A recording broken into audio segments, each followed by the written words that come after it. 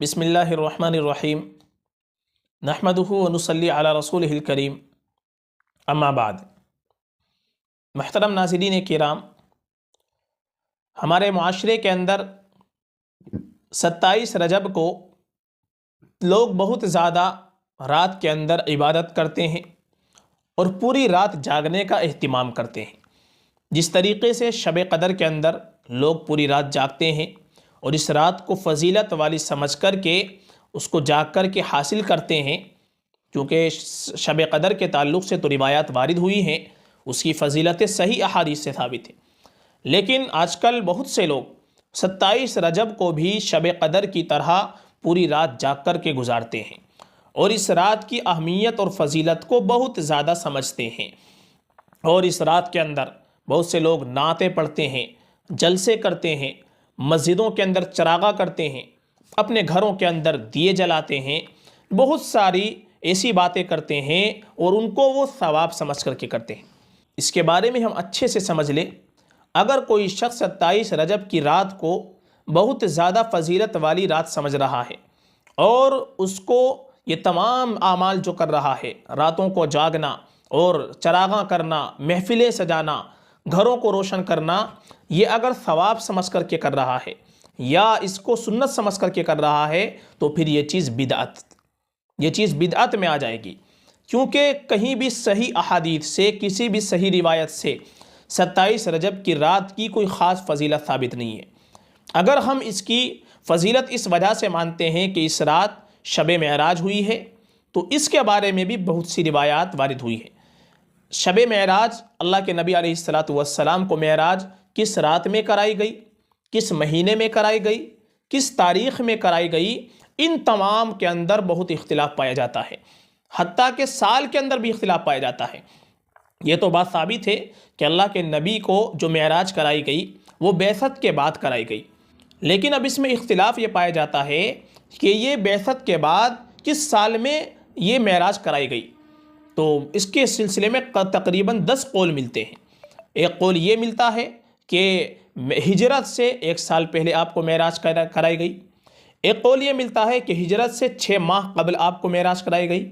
एक कौल ये मिलता है कि हिजरत से 8 माह कबल आपको मेराज कराई गई। एक कौल ये मिलता है कि हिजरत से 11 महीने कबल आपको मेराज कराई गई। एक कौल ये मिलता है कि हिजरत से 3 साल कबल आपको मेराज कराई गई। एक कौल ये मिलता है कि हिजरत से 1 साल 2 माह कबल आपको मेराज कराई गई। एक कौल ये मिलता है कि हिजरत से 1 साल 3 माह कबल आपको मेराज कराई गई। यानी साल के अंदर भी बहुत ज़्यादा इख्तिलाफ़ है। इसी तरीके से फिर महीनों में भी इख्तिलाफ़ है कि किस महीने में कराई गई। तो एक कौल मिलता है कि रबीउल अव्वल के महीने में आपको मेराज कराई गई। एक कौल ये मिलता है कि रजब के महीने में मेराज कराई गई, जो आजकल मशहूर है। और एक कौल ये मिलता है कि रमज़ान के महीने में मेराज कराई गई। एक कौल ये मिलता है कि शव्वाल के महीने में मेराज कराई गई। तो महीनों के अंदर भी इख्तिलाफ़ है। हम ये यकीन के साथ नहीं कह सकते कि अल्लाह के नबी अलैहिस्सलातु वस्सलाम को मेराज 27 रजब को ही कराई गई, क्योंकि इस सिलसिले में रिवायात मुख्तलिफ हैं। साल के सिलसिले में भी इख्तिलाफ़ है और इसके महीनों में भी इख्तिलाफ़ है और तारीख़ में भी इख्तिलाफ़ है, दिन के बारे में भी इख्तिलाफ़ है। बहुत से लोग कहते हैं कि जुमेरात की रात में आपको मेराज कराई गई। बहुत से लोग कहते हैं पीर की रात में मेराज कराई गई। बहुत से लोग कहते हैं जुमे की रात में मेराज कराई गई। तो कोई भी तारीख़, दिन या महीना इस सिलसिले में कोई मुतय्यन नहीं है, कोई यकीनी नहीं है। तो अगर हम 27 रजब को ये यकीन करके कि अल्लाह के नबी को मेराज 27 रजब को कराई गई, इसलिए इबादत करते हैं, इसलिए इस रात के इतना एहतिमाम करते हैं, तो ये चीज़ बिल्कुल गलत है, क्योंकि ये चीज़ यकीनी नहीं है। रिवायात इस सिलसिले में मुख्तलिफ हैं। और दूसरी बात, ये जो इसमें इतना इख्तिलाफ़ है, ये क्यों पाया गया? इतना इख्तिलाफ़ नस महीनों के अंदर, साल के अंदर और दिनों के अंदर जो इख्तिलाफ़ पाया गया, इसी वजह से इसमें इतना इख्तिलाफ़ हुआ है क्योंकि सहाबे किराम के दरमियान में ये कोई फ़जीलत वाली इतनी रात नहीं थी। इस रात की जो फ़जीलत है वो अल्लाह के नबी सल्लल्लाहु अलैहि वसल्लम के लिए है, क्योंकि अल्लाह के नबी अलैहिस्सलातु वस्सलाम को इस रात के अंदर बहुत से इनामात से नवाजा गया था। हाँ, उम्मत के लिए जो फ़जीलत वाली रात है वो शब क़दर है, शब क़दर है। इसलिए अल्लाह के नबी अलैहिस्सलातु वस्सलाम के हक़ में तो ये मेराज फ़जीलत वाली रात है, लेकिन उम्मत के हक़ में जो ज़्यादा फ़जीलत वाली रात है वो शब क़दर है। क्योंकि अल्लाह के नबी अलैहिस्सलातु वस्सलाम तकरीबन मेराज के 18 साल बाद आप दुनिया के अंदर रहे, लेकिन 18 सालों के अंदर अल्लाह के नबी अलैहिस्सलातु वस्सलाम ने इन 18 सालों तक किसी भी सहाबी से या ख़ुद कभी भी इस शब मेराज को नहीं मनाया।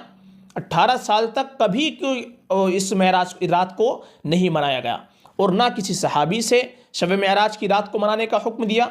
और अल्लाह के नबी के अलैहिस्सलातु वस्सलाम के इंतकाल कर जाने के बाद सहाबाए किराम तकरीबन 100 साल तक ज़िंदा रहे, लेकिन किसी भी सहाबी ने 100 साल तक इस शब मेराज को नहीं मनाया।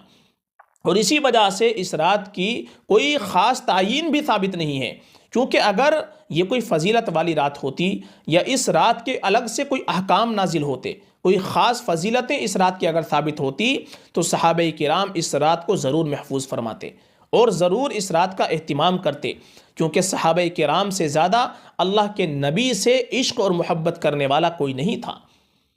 अगर सहाबाए किराम ने इस रात के सही तायीन को अगर सही तायीन नहीं रखी और उसको महफूज नहीं किया, तो यकीनन इस रात की कोई अलग से फ़जीलत नहीं है। इसलिए इस रात को बहुत ज़्यादा अहमियत के साथ मनाना और इस रात को सवाब समझ करके, ज़्यादा सवाब समझ करके, सुन्नत समझ करके इन तमाम अमाल को करना, ये चीज़ फिर बिदअत में आ जाएंगी, ये चीज़ फिर सही नहीं है। इसलिए हम सब को इस बात को अच्छे से समझ लेना चाहिए कि शब मेराज आपको किस रात में कराई गई, किस महीने में कराई गई, किस तारीख़ में कराई गई, इसमें बहुत ज़्यादा इख्तिलाफ़ पाया जाता है। 27 रजब को यकीन के साथ इस रात को मनाना कि आपको शब मेराज 27 रजब को कराई गई, ये चीज़ फिर बेअसल है। तारीख़ में बहुत ज़्यादा इख्तिलाफ़ पाया जाता है। फ़क़त वल्लाहु आलम।